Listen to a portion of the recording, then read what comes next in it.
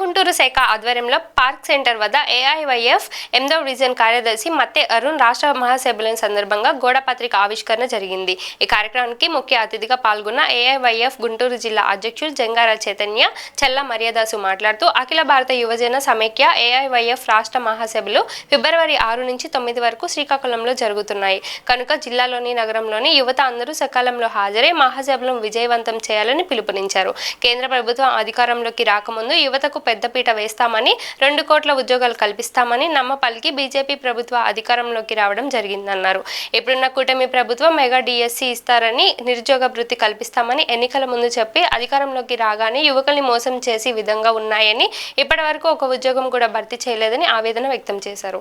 ఈరోజు పాత గుంటూరు 8వ వార్డులో వాల్ పోస్ట్ ఆవిష్కరణ జరుగుతుంది. గుంటూరు నగరంలో ఎంతోమంది నిరుద్యోగులు ఉన్నారు. ఇంతవరకు గుంటూరులో ఒక ఉద్యోగాలు కానీ ఎవరికి ఇప్పించిన దాఖలు ఈ ప్రభుత్వం కనుక ఈ ప్రభుత్వం వచ్చే సంవత్సరం కాబోతుంది. అయినా కానీ గుంటూరు నగరంలో ఉన్న యువకులను పట్టించుకొని ఈ ప్రభుత్వాన్ని మనందరూ కూడా ఈ యొక్క సభల్లో గట్టిగా ప్రశ్నించాలని చెప్పేసి ఈ వాల్ పోస్ట్ ఆవిష్కరణ రోజున డిమాండ్ చేస్తూ ఉన్నాము. అలానే